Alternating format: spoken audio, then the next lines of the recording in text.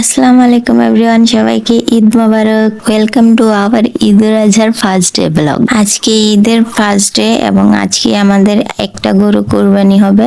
সকাল থেকেই আমাদের শেখসাদ কমপ্লেক্সে ছিল এক অন্যরকম ব্যস্ততা। চারদিকে শুধু মানুষের আনাগোনা, কুরবানির প্রস্তুতি আর একসাথে কাজ করার সুন্দর একটা পরিবেশ ছিল আমাদের শেখসাদ কমপ্লেক্সে। এই তো এটা হলো আমাদের আজকের কুরবানির গরু। আমাদের মূলত 3 দিনই কুরবানি করা হয়। সো এই গরুকে আজকে কুরবানি দেওয়া হবে, দেন কালকের জন্য আরেকটা গরু আছে এবং ঈদের থার্ড ডেতে 5টা খাসি কুরবানি দেওয়া হবে। এখানে কুরবানি দেওয়ার জন্য গরুকে প্রিপেয়ার করা হচ্ছে, মানে এখানে প্রসেস চলতেছে গরু কুরবানি দেওয়ার। গরু কুরবানি করার সময় সবাই মিলে একসাথে রশি ধরে গরুকে নিয়ন্ত্রণ করার চেষ্টা করছিল।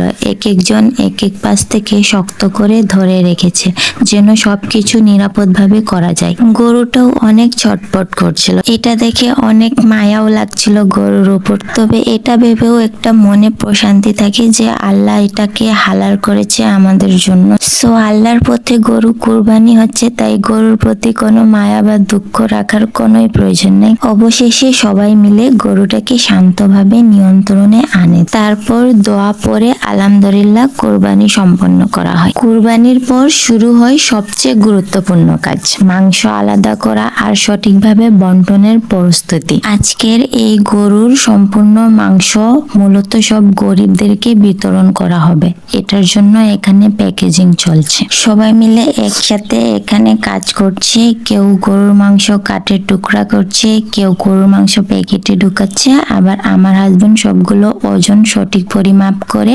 প্যাকেটগুলো সিল করে দিচ্ছে। প্যাকেজিং এর কাজ শেষ করার পর সবাই এখানে লুচি এবং কলিজা ভুনা দিয়ে নাস্তা শেষ করলো। এটা আমাদের শেখসাদ কমপ্লেক্সের প্রিমিয়াম প্যাকেট। সো এই প্যাকেট করেই সব গরিবদেরকে মাংস বিতরণ করা হবে। এই তো ব্যানারে আমার চাচা শ্বশুরের ছবি দেওয়া আছে, শেখসাদ কমপ্লেক্সের অনার। এই প্যাকেটগুলো মূলত স্পেশালি মাংস বিতরণের জন্য বানিয়েছে, একদম প্রিমিয়াম ভাবে। সো প্যাকেট এবং শপিং ব্যাগেও আমার চাচা শ্বশুরের ছবি দেওয়া আছে।